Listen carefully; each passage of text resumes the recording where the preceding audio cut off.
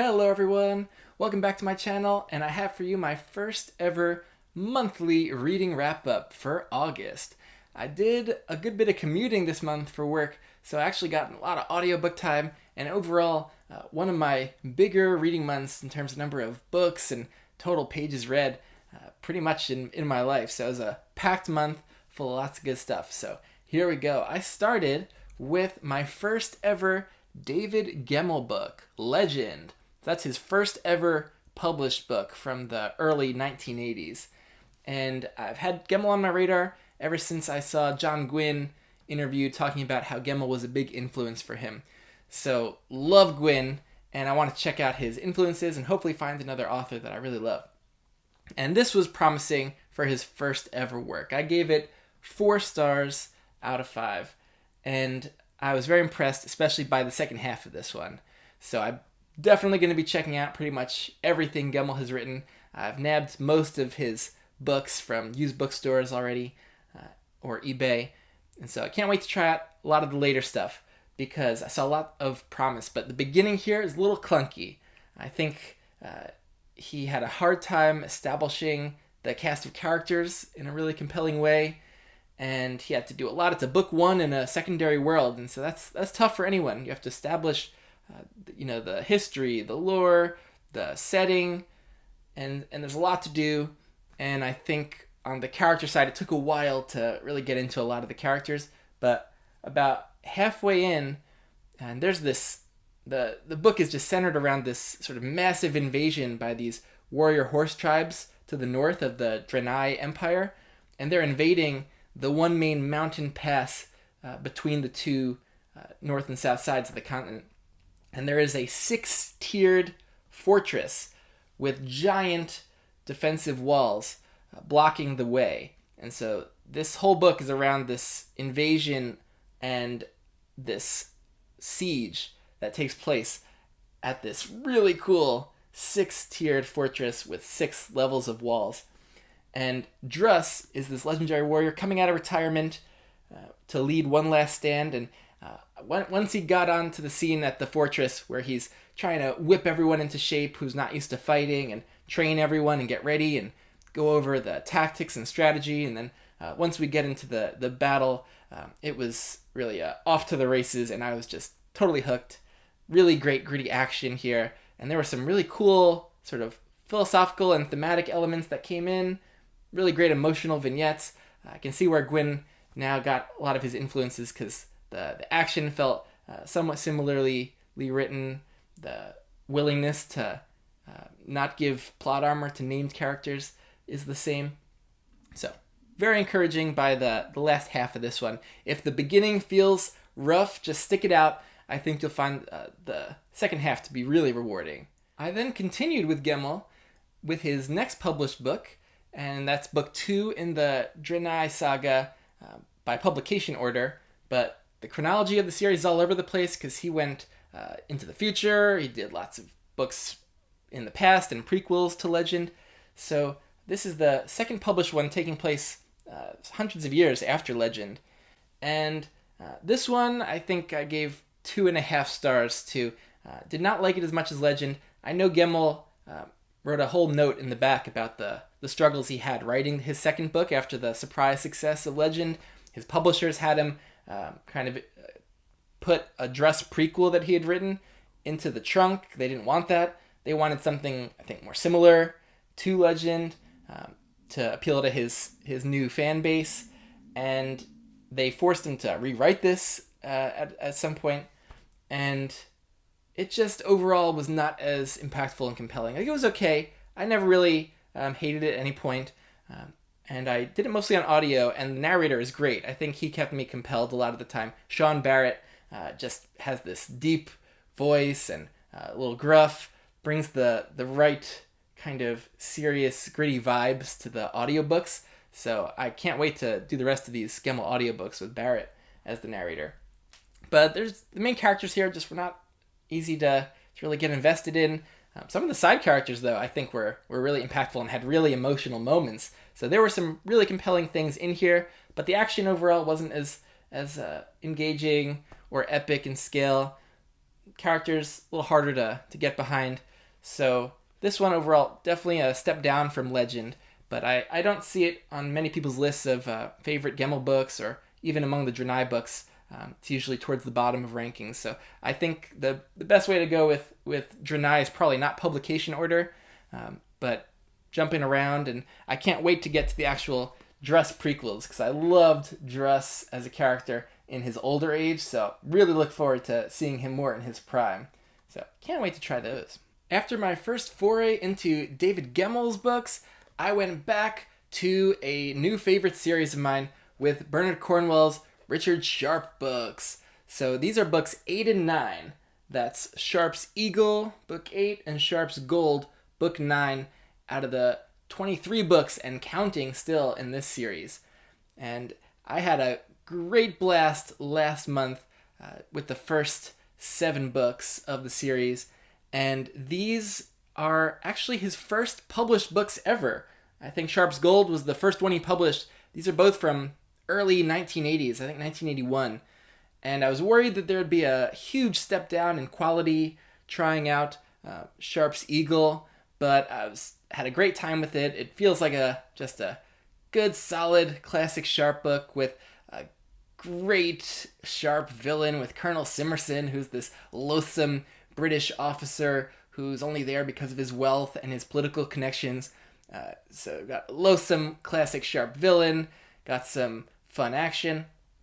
And I was really impressed, actually, going back to his first books, that Cornwell was very consistent with how he wrote Sharpe. Sharpe feels like the same character I was just reading from books he wrote years later.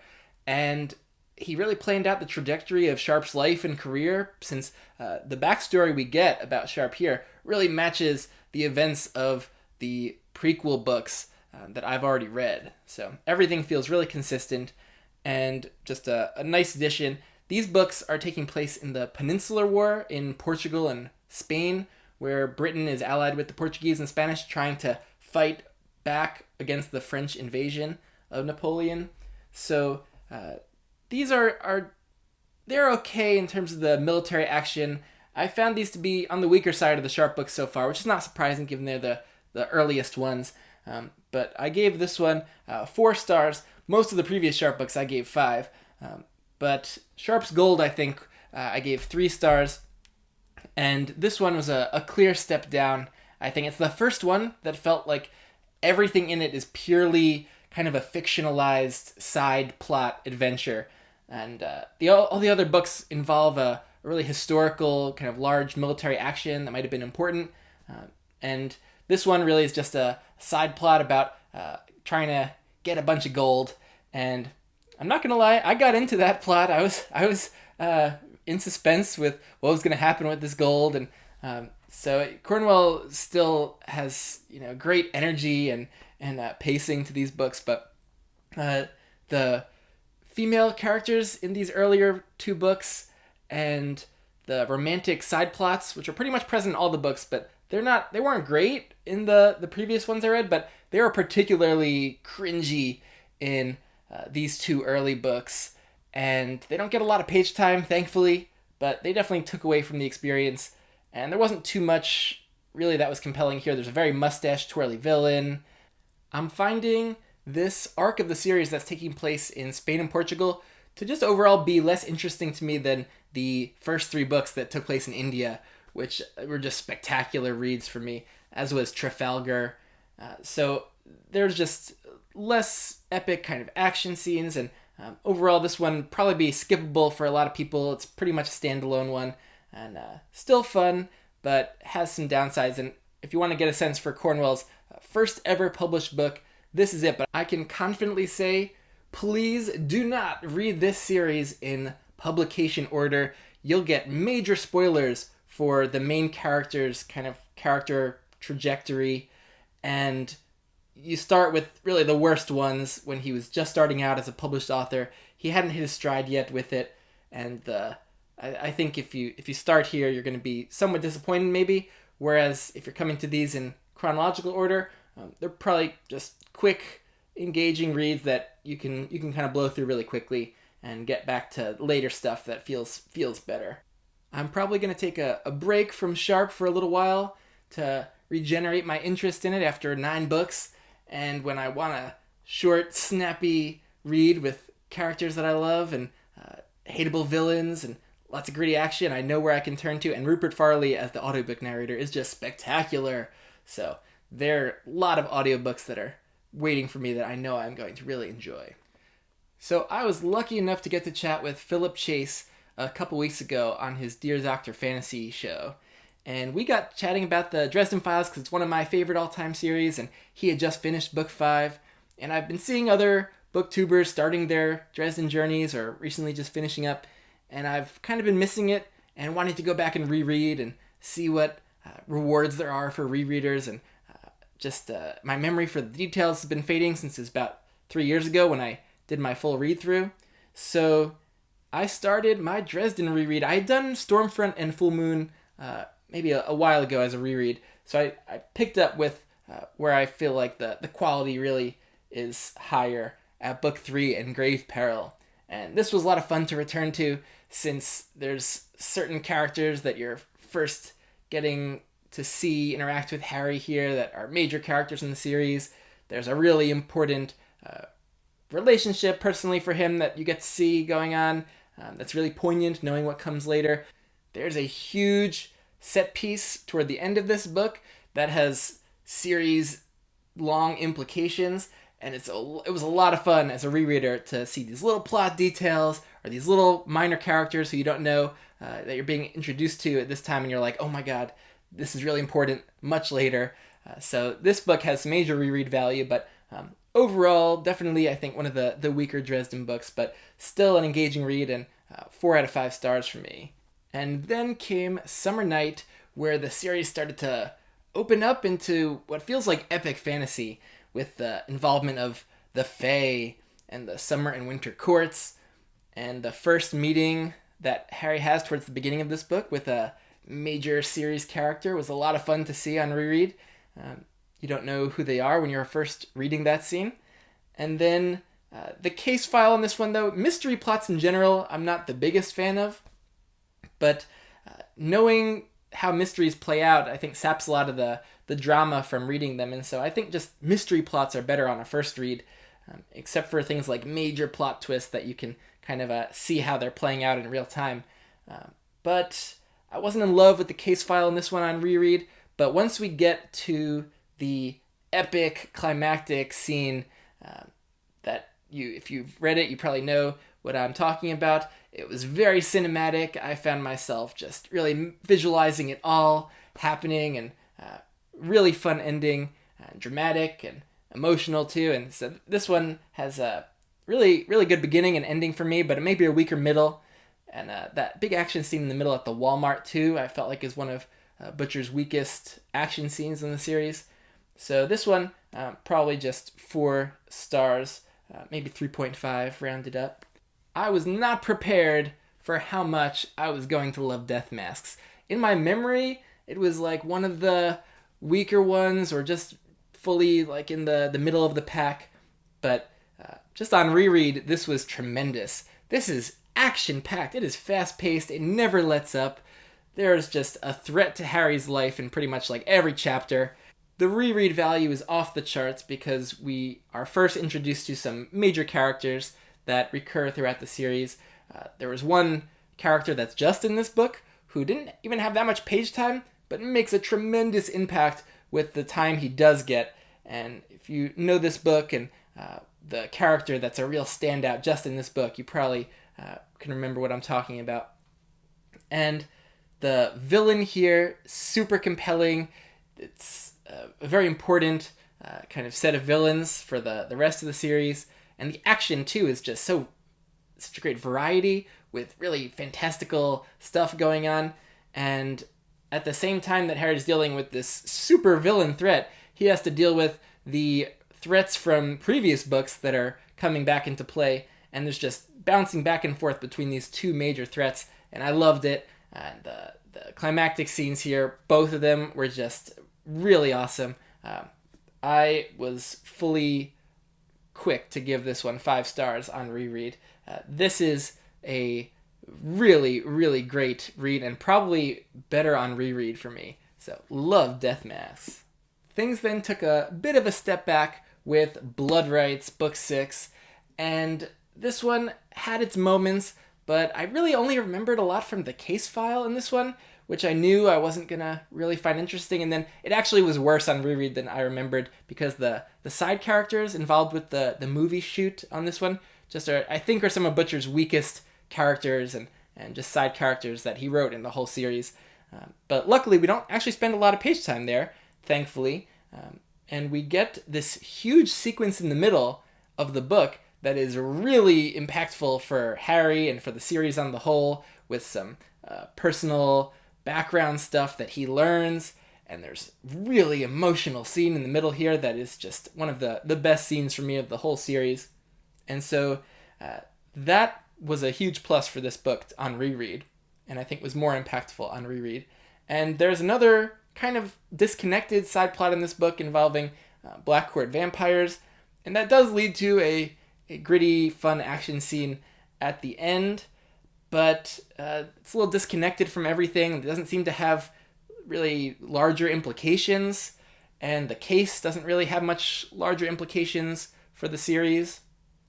And so a lot of it just feels a little bit minor, and when you know the mystery and what is causing the case, it's also just anticlimactic there. And it probably has one of the weaker climactic action scenes in the series as well. So I think I dropped this one down to 3 stars on reread. Probably one of my least favorite and weaker Dresden books, but there were some really impactful and suspenseful moments in here. And I think on first read, it's probably a overall higher quality experience. But then one that everyone seems to love, and on reread I had a great time with it again, was Deadbeat, Book 7. So this is another just breakneck paced kind of Dresden book where there's all sorts of really cool, fantastical action going on. And on reread though, it's the character stuff that really stood out. This is truly a Waldo Butters book, and he's with Harry for much of this book and going through a lot of really intense, scary experiences, and just being able to really pay attention to those interactions and how Harry is supporting this vanilla mortal who is a medical examiner. He's not prepared to deal with all these supernatural threats, and just that was a fantastic aspect of this book. Also, there's a pretty big plot twist, as there are in many Dresden books, but this is the kind of plot twist that on reread you know kind of what to look for to do with this plot twist, and it kind of makes for a much more fun read since you know sort of what's going on behind the scenes a little bit. So great reread value, a lot of fun, important book for the series and characters and relationships. So really this is where Dresden probably takes off, since we've left some of the weaker ones behind in the rearview mirror. After the breakneck pace of Deadbeat, you get a quieter book in Proven Guilty, and this on reread also had great reread value. I gave it a solid 5 stars, and there were just a lot of really deep, meaningful character interactions and conversations between Harry and lots of characters throughout this book. It sets up one of the most important relationships in the series, and the case was interesting. I kind of remembered a little bit about the case, but seeing it play out again was satisfying, and the climactic scene was really, really engaging. I don't want to really give too much away, but this one is a slower paced one because it's a lot of character conversations and less action, but pretty much everything in it I found engaging and impactful, and a wonderful middle Dresden book. So yeah, this one absolutely essential and a really solid one. So really like this one on reread. Then I came to White Knight.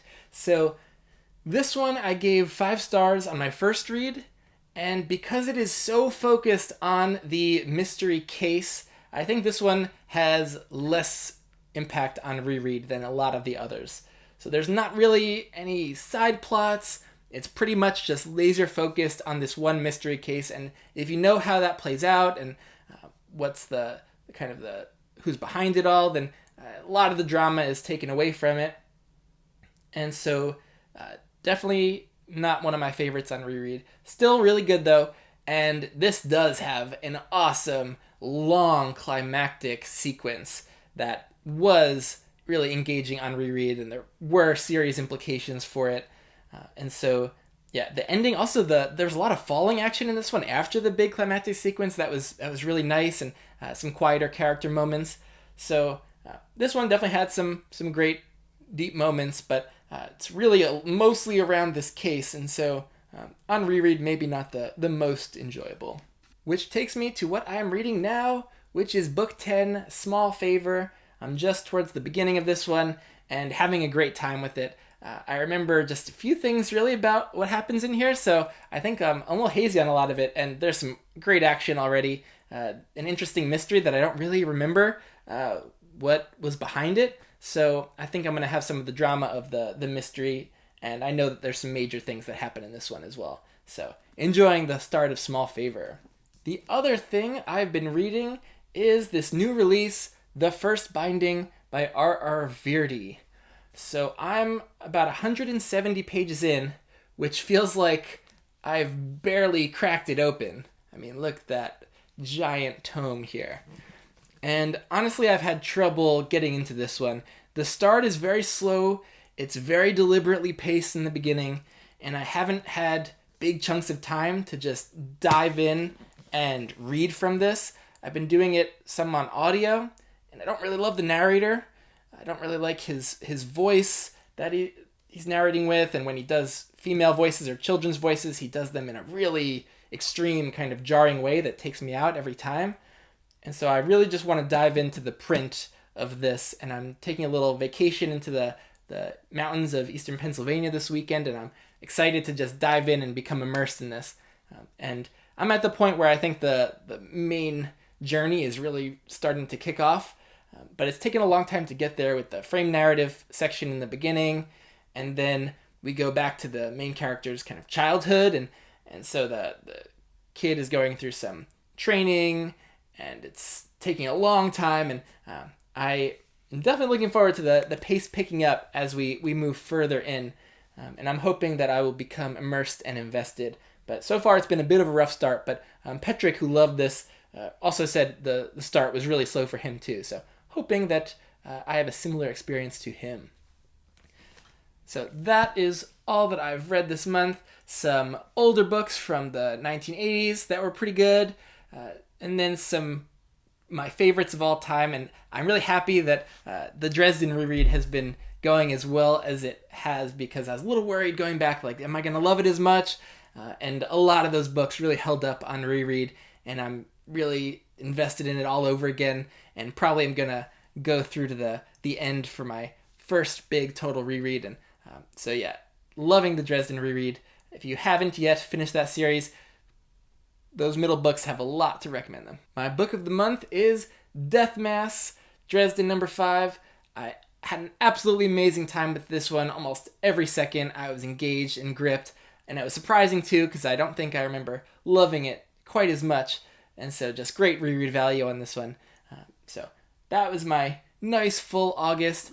Hope you had a good reading month too, and let me know what you read. Let me know your favorite books of this month, and I'll see you again later.